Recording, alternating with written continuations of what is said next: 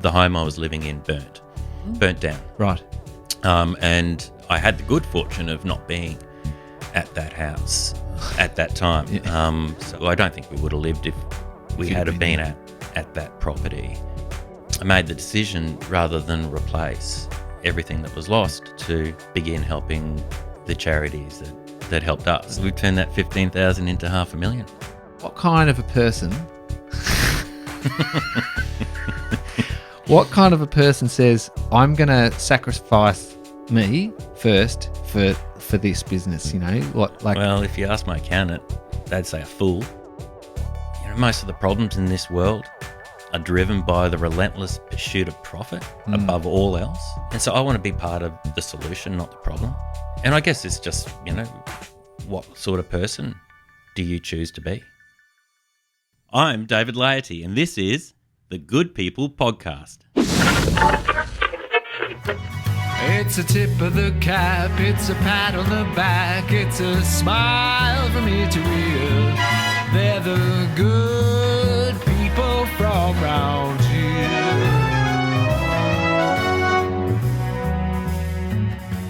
Welcome to another episode of the Good People Podcast, brought to you by In Other Good News. My name is Andy, and on this show I get to talk to some very good people, but they don't always have good wine, and that's why we're bringing this particular individual into the studio today. He's the founder and CEO of Goodwill Wine. They have raised over $500,000 for charity, and so I wanted to get him in today to tell us all about what they do and how we got there. David Laity, welcome to the show. Thanks, Andy. Good to be here. And David, it's great to have you here. We've only recently crossed paths, and we've got mutual friends, and they said you've got to talk to him because he's doing such amazing stuff. So I looked into it and I was like, holy moly, this is unreal. $500,000. Yep, $500,000 this year, yeah. All of that from wine. That's it. That's unreal.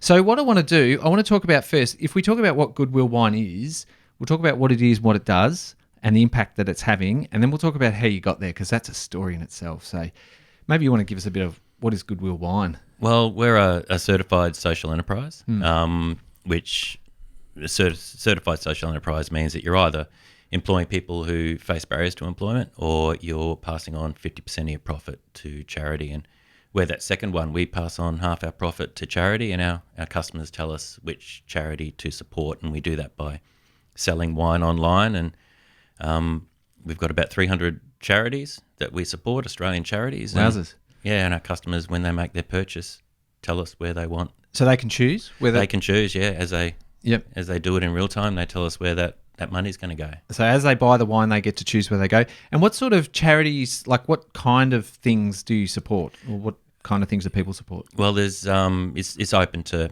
any charity or not-for-profit.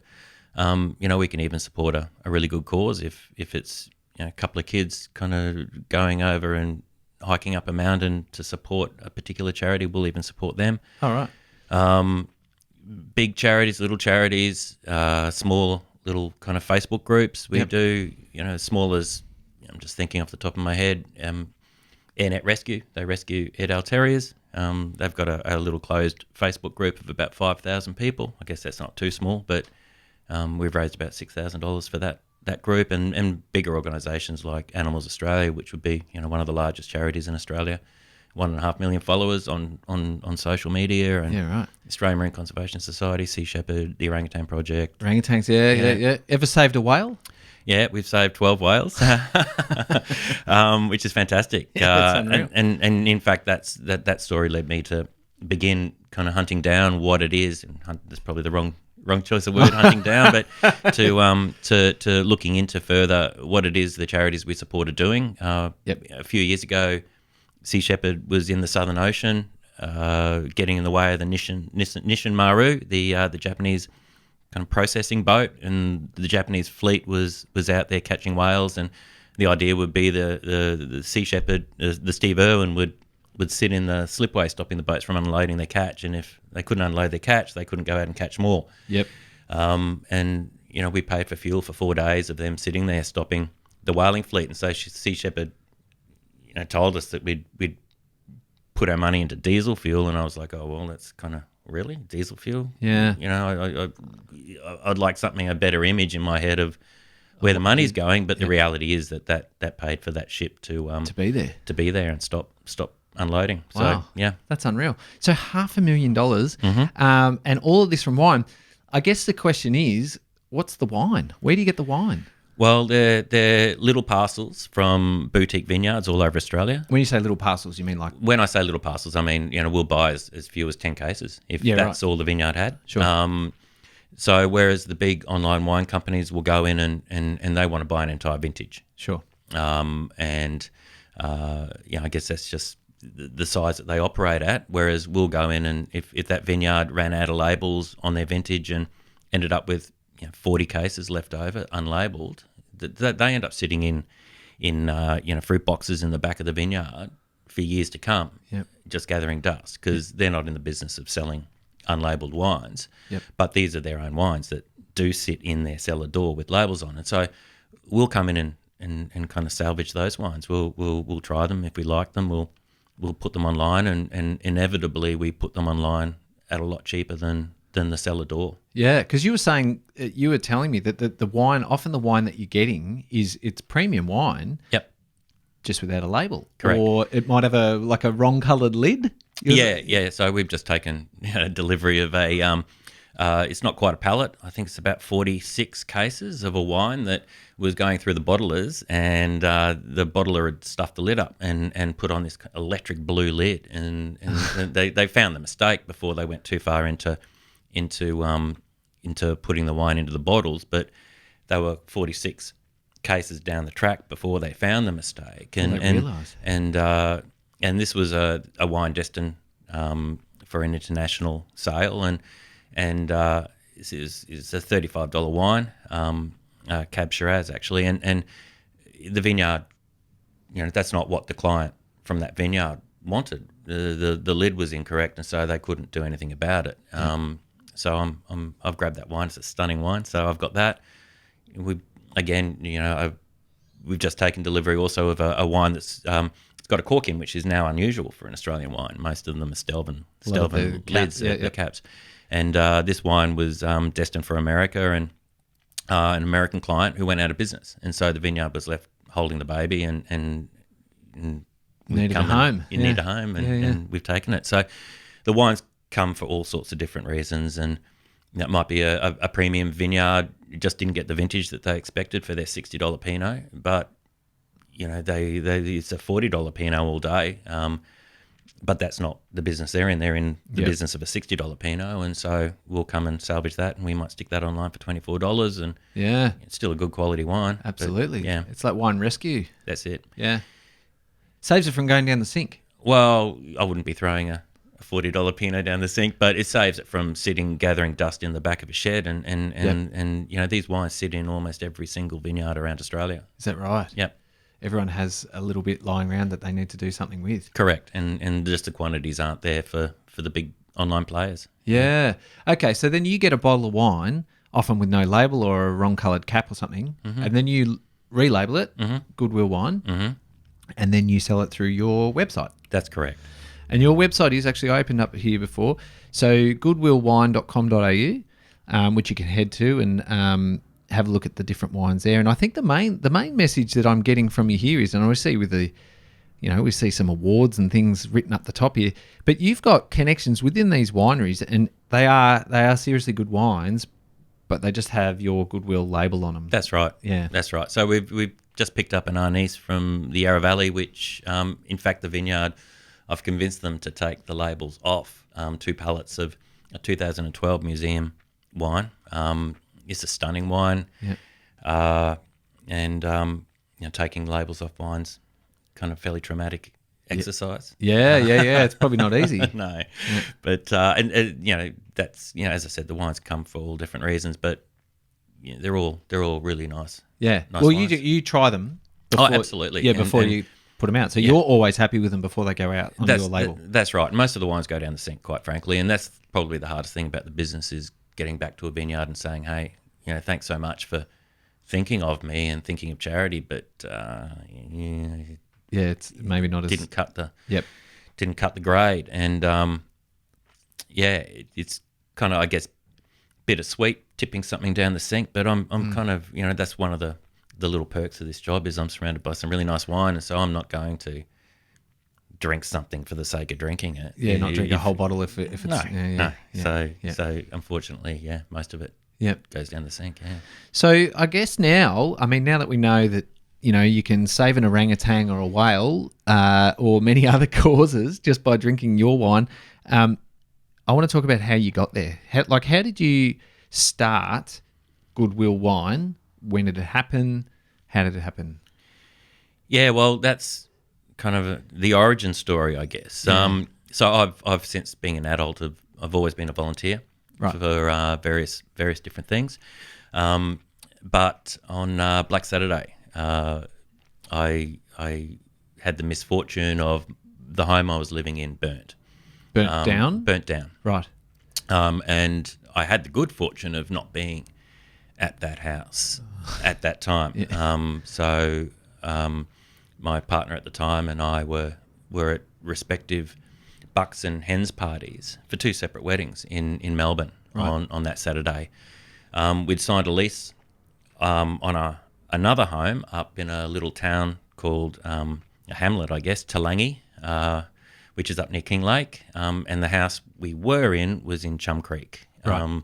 That's near Harrietville? Well, it's kind of, if you drew a line between Healesville and King Lake, you'd probably be drawing the line through Chum Creek, and we were deep in the state forest, up Mount Alexander, and so the fire came through. We got the call. Your house is burning. We tried to get back, couldn't get back in, but I don't think we would have lived if we had have been at that property. My partner at the time was a firefighter with the CFA in Marysville, and she had the wherewithal to take our dog to the new property, which we felt because we knew Saturday was going to be a shocker. Oh, so in Foresight? In Foresight, yeah. Took the dog out? She was kind of smart and wow. figured out that Saturday was a bad day, catastrophic day, or earmarked as a catastrophic day, and we took the dog up the mountain to the new property, which had this beautiful English garden, manicured, completely manicured, beautiful. And her call was correct because the fire ended up jumping over that entire property and continuing to burn its way towards Talangi, and consequently the dog survived. Wow. Which is good fantastic. News. Yeah, but pretty much everything else didn't. Like everything else you lost. Yeah? Everything else, yeah. Yeah. So you lost more than just your possessions, right? Like, you moved to a new place, but you said you were a filmmaker. I was a filmmaker. Yeah. I had a little TV show on Foxtel, independent film or independent TV show, and so I had gear that went like camera equipment, all that kind of stuff, sound equipment, and tripods and what have you, and lighting, and so TV doesn't wait for anyone, and I guess I was faced with a situation where I needed to reinvent myself. Yep.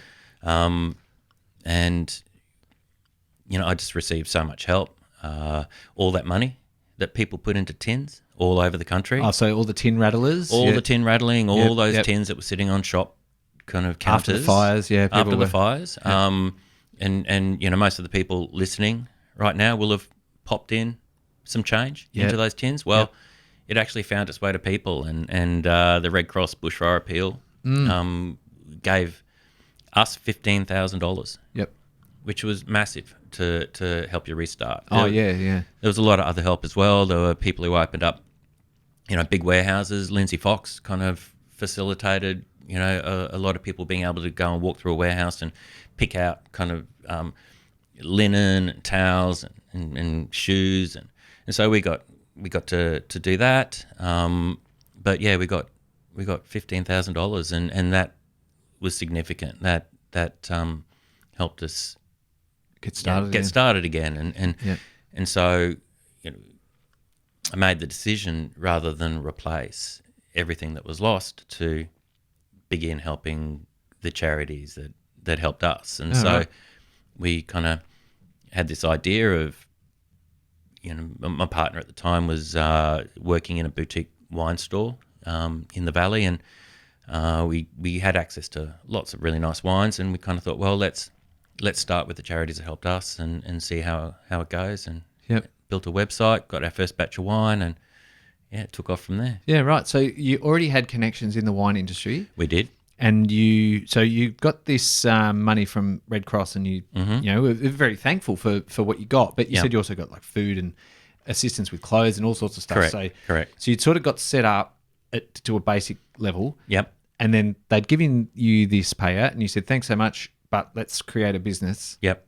That then helps to give back. Yep. To the charities. Yeah. So That's how you got started. We've turned that 15,000 into $500,000. Yeah, which is, I mean, that's unreal. Yeah. And I love that story, because then you went and salvaged wine and then gave profits to, yeah. Yeah, so we're kind of providing solutions for vineyards, where so many people buy wine online. Yep. We're giving people an ethical kind of choice, and we know our wine's every bit as good as any wine that they're buying online. Yeah. For the same price. Yep.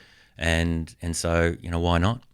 Yeah, well, exactly. And it's killing two birds in a way, because you're salvaging something that's been made that's good quality, and you're also helping someone at the same time. Well, charities as well. So yeah, I think there's three. I think that's beautiful. Now, the other thing you told me was, as an interesting thing, was that you actually you wanted to start a different business, and it all burnt to the ground. Yeah. So a few weeks before the fires, I was thinking about. Well, I was for more than thinking about. I'd had some pool balls turn up that I'd sourced from overseas. When you say pool balls, we're talking like we're talking billiard table balls, yeah, pool balls, pub pool, and instead of bigs and smalls and solids, I think what did you call them? Singlets and skivvies, I call them. Singlets and skivvies. You had Cooper's Green, Cooper's Red, 2 is old, 2 is new. So beer branded billiard balls. Yep. Yeah. They were beautiful. Yep. And they turned up, and they burnt in the fire. And in the wash up of it all, I decided I wanted to help charities get money, not beer companies get richer. Yep. So basically, the wine is not that different a concept from the pool balls. It's putting a badge on something and getting it out there. Yeah, right. So, and that ended the film industry career and the billiard balls idea or the pool ball idea. But that's it. But some would say put you in a position where you get to do a lot more good. Absolutely, it feels a lot better. Yeah, perhaps. It does. Now, something else I want to touch on, because feels is, I mean, that's a great segue. Feeling good is one reason why a lot of people start charities. They want to feel good. They want to do some good. But charities, and especially the sort of social enterprise and those sort of things, can be challenging. Mm-hmm. They can be really challenging, right? And I think it's really important we talk about this, because sometimes, we've talked about you raising $500,000, and that's unreal. And you've helped so many people and saved orangutans and whales and whatever. But from here, we've got to talk about there's another part of it, which is the sustainability of these kind of programs. So can we rewind to when you started this business? You told me that the relationship that you're in that wound up. And so you actually moved out of where you were living. I did. Do you want to tell us about that part? Well, not too long after the fires. Yeah. The relationship did fall apart, and I ended up moving into the warehouse that the wine was in. Right. And it was an old cheese factory in Coldstream, incredibly isolated. There was no houses within a good kilometre of it, and it was just this tiny odd little industrial zone, I guess you'd call it, but just a series of sheds on a fairly large block of land. And so I lived in there for the best part of 3 to 4 years. Right. Rolling out of swag at night, the room I lived in was off where the wine was stored in this seriously creepy rundown warehouse, and the room was about 5 foot ceiling. It's where they obviously kept their cheeses, Right. and so freezing cold. There was just there was a shower there, but it didn't have hot water. No kitchens or anything like that. So just a little camp stove, and certainly for the first few years of the business, I was working a second job, a part-time job, and that money was what was going to the charity. That was the donation. So I figured, right from the get-go that starting a business is going to be pretty hard. Starting a business that gives 50% of the profit is going to be even harder again. Yeah, real hard. And it was entirely possible that the business might not be making any profit, and so we factored in a dollar amount into each bottle, and so made it that the charities got paid first, and then we would scramble to try to sell enough to get our money back, or at least to cover our wages. And certainly for the first few years, whilst the donation was increasing, the tally to all the charities, there was no income being generated through the business. Yeah. So often, revenue equals donation, but it doesn't always equal profit. Correct. And so the charity is always getting their donation because of your commitment to the charity, but it often means, for want of a better word, you're starving yourself. Correct. And so what kind of a person says, I'm going to sacrifice me first for this business, Well, if you ask my accountant, they'd say a fool. Yeah. But in reality, it's kind of what I've got a young daughter. My priority is her, obviously, even over the business. But I want to raise a child who's kind and clever, and if she can't be clever, at least she can be kind, and I want to set an example. Also, I think most of the problems in this world are driven by the relentless pursuit of profit above all else. And so I want to be part of the solution, not the problem. I want to run an ethical business, and I guess it's just what sort of person do you choose to be? I had faith in the business that it would grow. Yep. And like all businesses starting, it's going to take a little while to get there. Yeah, it takes a while to get there, and the cost is. So let's think about the balance or the difference. So if you've got a lot of startup businesses, they may raise capital on an idea. Mm-hmm. And that capital that's raised covers wages for the people that are going to help build it. Correct. So in those environments, when it fails, people still got paid. They still got paid to work. I've been in environments like that before. It's okay. I mean, it's still stressful because you still want it to work, but you still get paid. You still live. In this type of business, and in many ways we're doing similar things, you have to put the charity first as part of your commitment. Correct. If you start a social enterprise and you pay everyone first and then the charity gets paid last, often you don't donate anything to charity for years. And that's not a great look for a social enterprise, is it? No, you can't do that. That's unreasonable. Yeah. Yeah. I guess it's kind of hard to call yourself a social enterprise if you're not actually donating money to it. Well, it's pretty curious. There's a lot of businesses out there calling themselves social enterprises, or at least pitching themselves as businesses doing incredible things out there in the community. Yep. and leveraging that social enterprise feel in their business. And big businesses are doing it. And, Yep. I won't name brands, but, you can turn your TV on and watch ads right now where businesses are saying green, green, green a hell of a lot, and they're running a green filter all over the video. Yeah. And then, what are they doing? They've got some recycled plastic chairs out the front of the shop. Yep.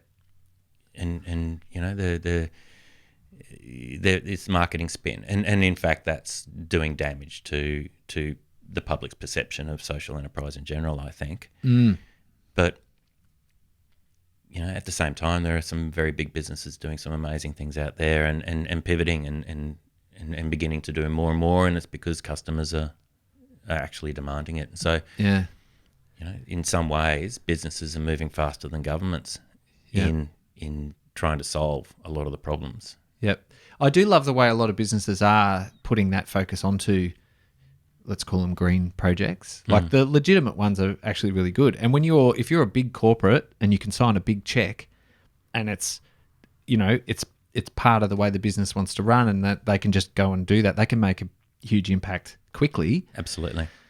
Someone like us building something from scratch, it's harder for us to make impact quickly, but we're still making impact, and it's more, it comes directly from an ethical sort of side. And I guess you've got to make those decisions at some point, like how do you make it sustainable versus how do you continue the good work? Well, it's a balancing act, and I took on some investment a few years ago. Right. So I did a round of angel investment. In particular, one man contacted me, originally from Melbourne, had tried the wine, was living overseas, and had embarked on several years of what's called impact investment, and so had built up a successful income source for himself, and had decided that a lot of the future investments that he would make needed to actually be doing something to help in one way or another, and whether that be funding employment opportunities for prisoners coming out of jail, or even funding new technologies to convert seaweed into edible food for livestock that decreased emissions. This man had invested in an extraordinary amount of social enterprises, basically, and I ended up just being one of them. But the question is, here's someone who wasn't starting a social enterprise, but perhaps was having a far greater impact than I could ever have. Yep. By supporting a number of businesses like myself. Yeah, to keep you going. So maybe that's a really legitimate path. Maybe go hard, and then with that income. Yeah, you're in the industry of wine. Wine is a natural product. It has to grow. Mm-hmm. We've got a lot of climate. Climate will always be a factor. Climate change will be a factor, I guess, for wine over time. It has to be. Correct. These are sort of things. I mean, you're salvaging stuff that was made that something went wrong. We'll just say loosely. But a lot of where I'm really thinking a lot these days is around selling stuff for the sake of selling, creating and pillaging earth for the sake of selling. It's really got me thinking about what products and things that we should make. And you get targeted all the time in this area through Instagram ads and things like that. I get targeted all the time. Here's a way you can use, this is the latest one. Here's a way you can use AI to find products that people want to buy, and then set up a store real quick, and it'll sell heaps, and then you'll sell heaps. Yeah. And that's the whole model. Yeah. And people are jumping on this because they want to quickly set up a store and sell heaps. Yeah. And I'm like, there's no purpose in that at all. They don't even care what they're flogging. They just want to sell something to make money. People have to make money, and we use stuff all the time that are just stuff that is made to be sold. But just more and more, it's like, do we need to keep just taking from the earth, from resources and all that sort of stuff, just to make stuff to sell that people don't necessarily need? Have you any thoughts on that? I mean, like I say, you rescue wine, so it's already made. I don't know. Is it an area that you think about as well? Like, look, I think again, it's all a really fine line. It's that feels to me like the relentless pursuit of profit. That feels like you're contributing to a problem, not a solution. On the other hand, what if someone did do something really successful by selling, flashing doorstops or glow in the dark tent ropes, or Yep. And then what if they then took that money and turned it towards something Yep. kind of really powerful, and in fact, generated far more for charity than I have.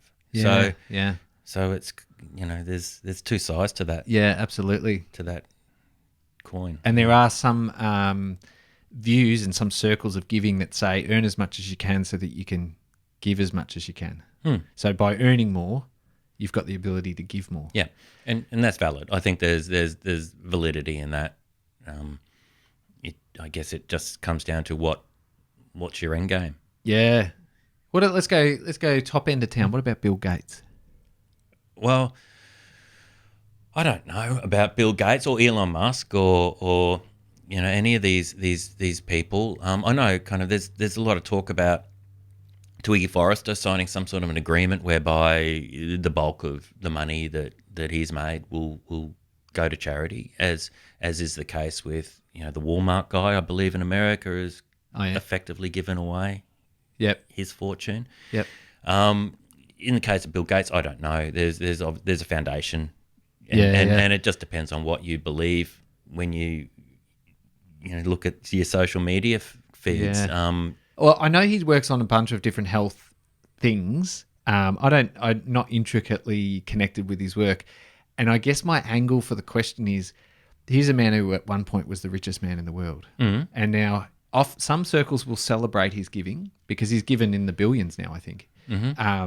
He's given in the billions, and people say, well, that's amazing. Thank you so much for the gift of this billions of dollars. On the other hand, you don't become the richest man in the world without taking something from everyone.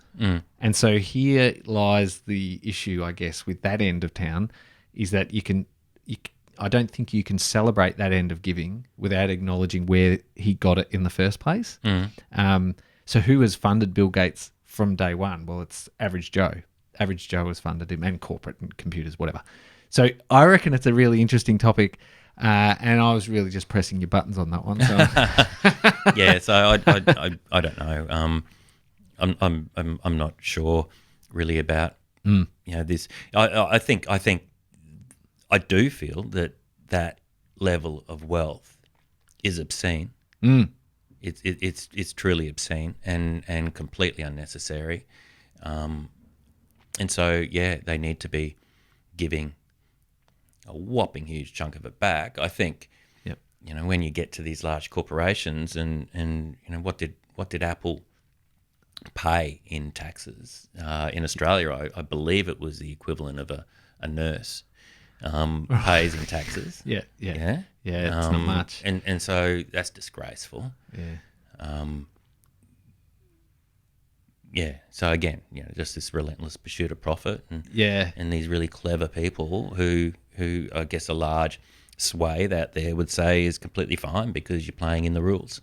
Yeah, but, that's right. Beyond the rules, there's also ethics and there's common decency, and that's right. And life isn't just about winning.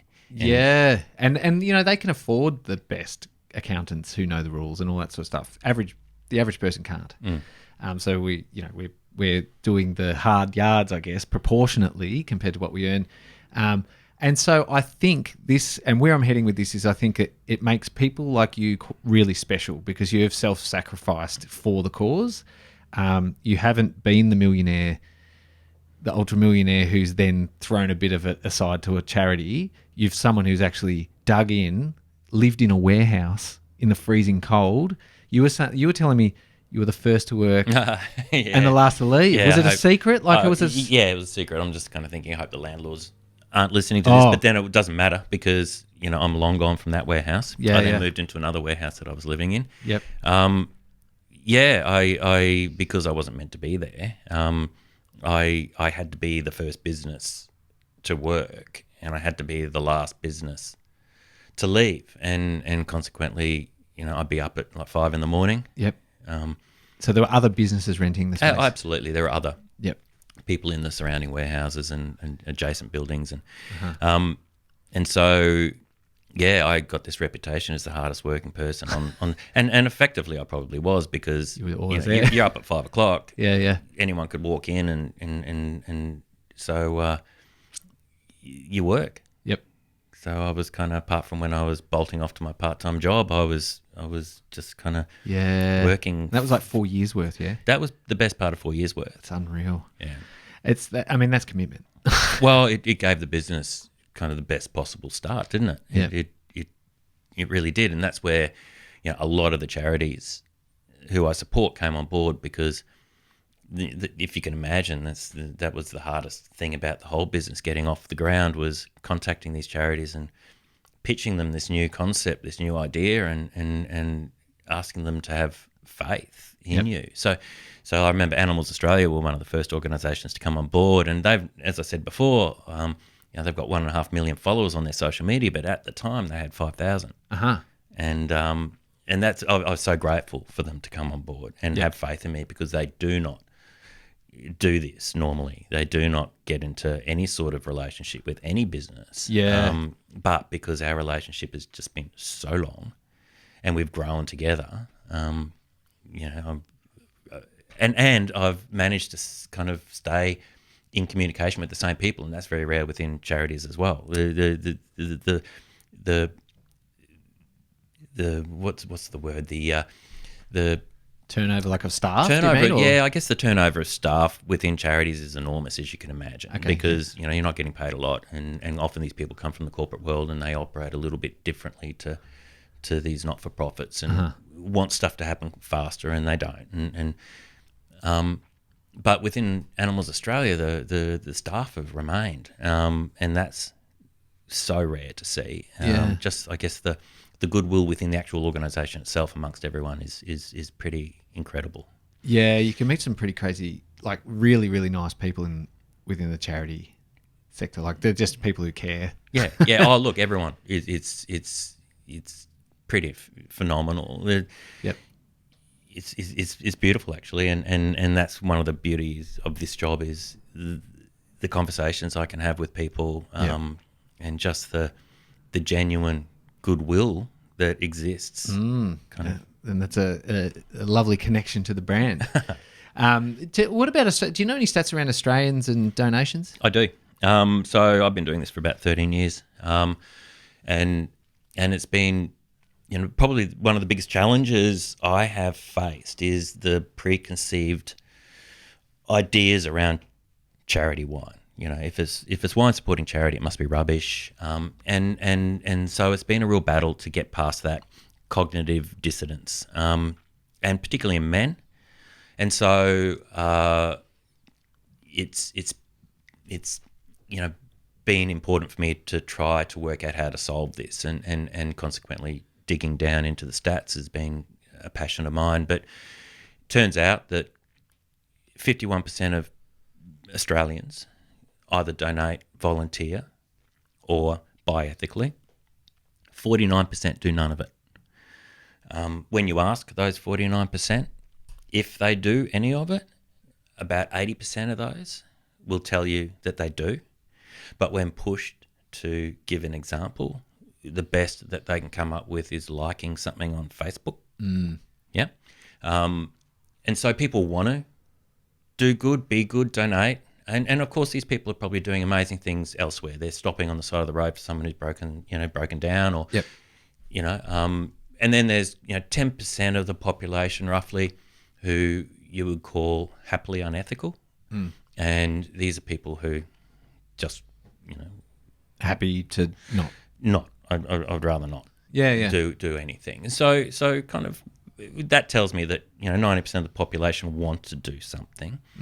Perhaps that cohort that don't really do anything but identify as doing stuff just don't have the opportunity to do stuff.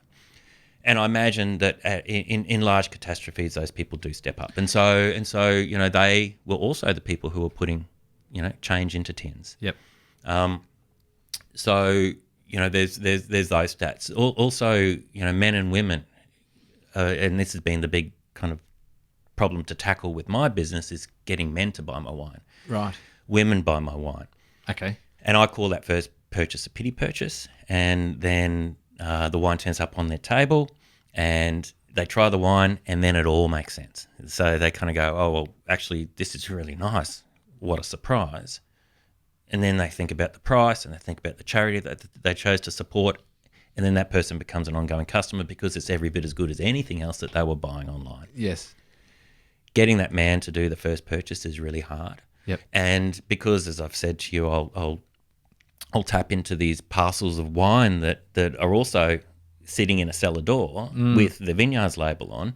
I can get my wine and that wine, put them next to each other, pour them into 2 separate glasses and give those 2 glasses to a man, and he'll tell me how beautiful the one with the Vineyards label on, and he'll pull apart, the wine I've given him. Tell you everything's wrong with it. Everything that's wrong with it, even though it's exactly the same wine. Yeah. And I've done that experiment a lot. Yeah. And so it's just something within men.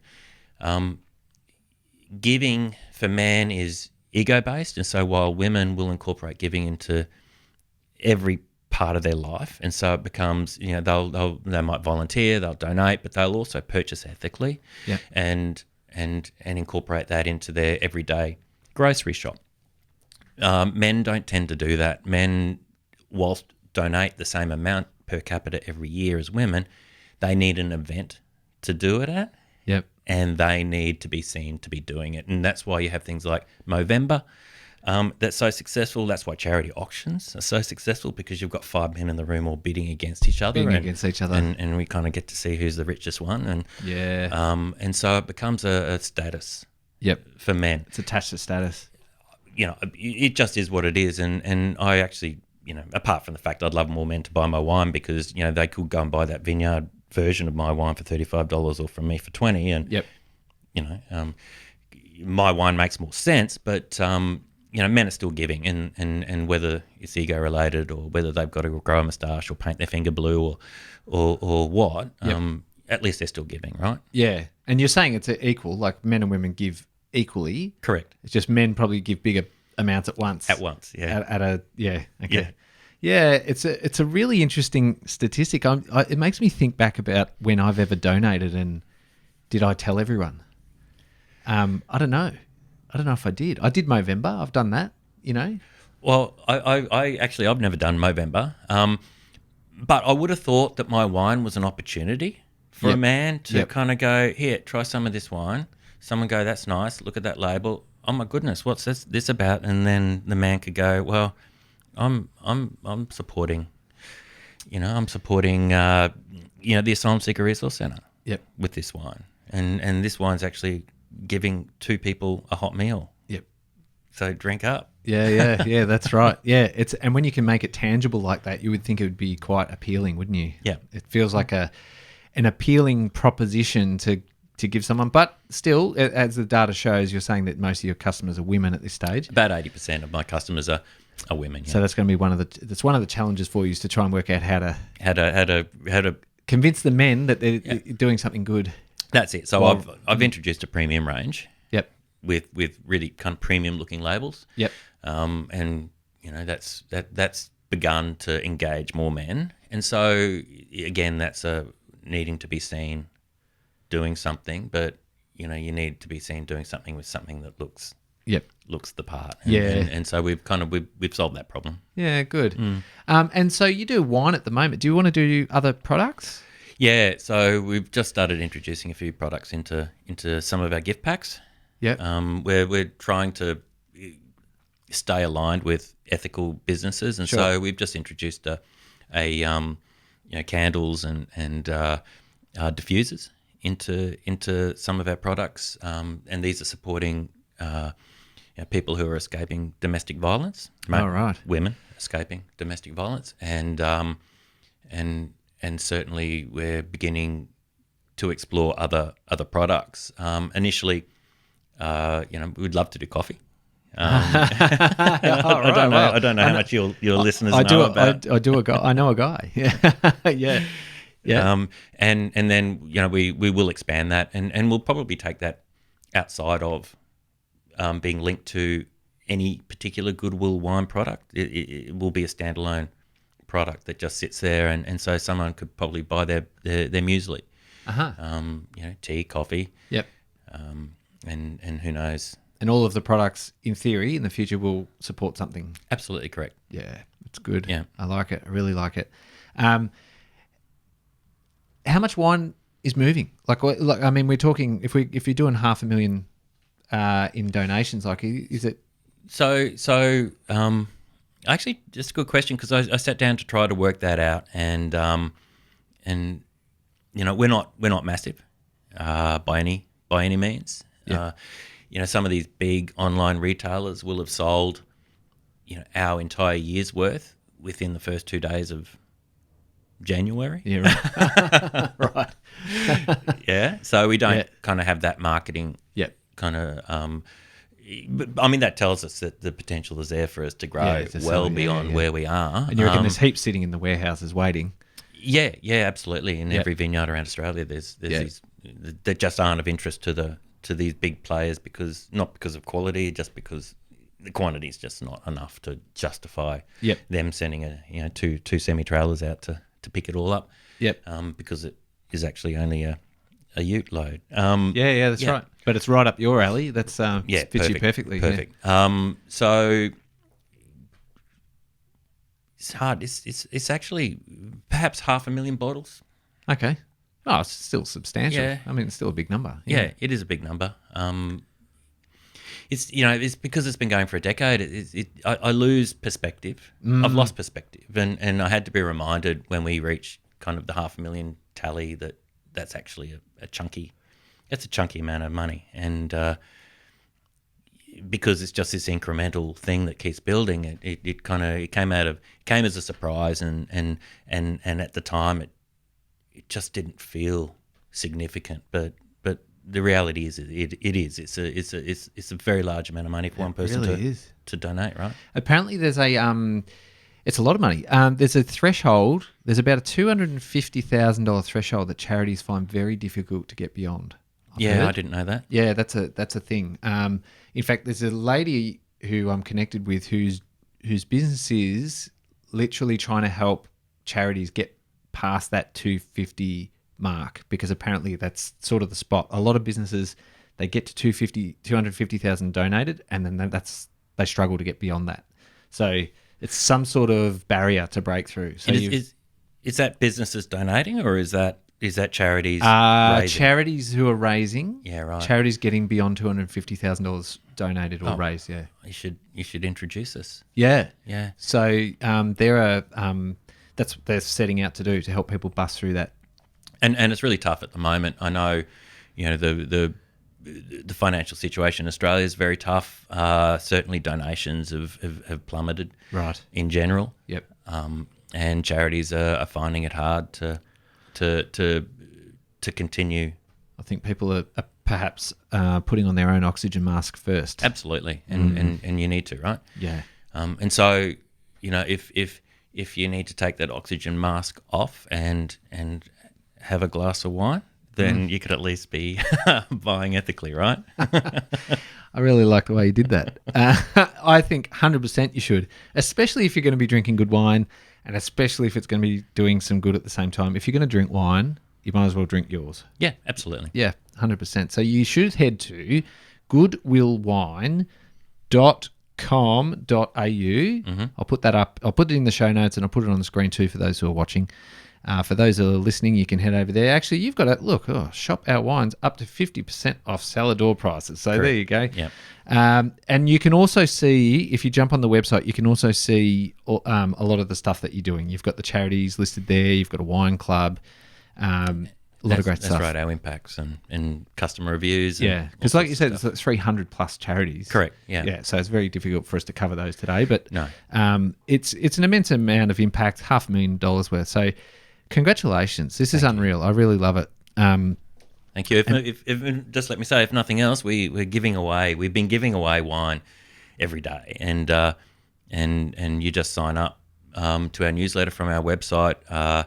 We've given away over $100,000 worth of wine, over 1,500 gift packs, and so every day is that like competition? Yeah. Oh, so that's something else, and sign up. Sign up. Start with that process, and if you see kind of a deal that particularly interests you, then jump on it and give it a shot. Find out what we're about. Yeah. Yeah, that's unreal. So head to goodwillwine.com.au. Hey, thank you so much for coming on the podcast. Oh, It's a pleasure. I've Thank you. enjoyed the conversation, and I've enjoyed meeting you because in many ways we do something very similar. We do. And I can really relate to a lot of the challenges that you've spoken about. So thank you so much for coming on the podcast. Good luck with everything. Thank you. Yeah, let's stay in touch. And maybe, when you reach the $1 million milestone, we'll crack a bottle of bottle of champagne. Something good.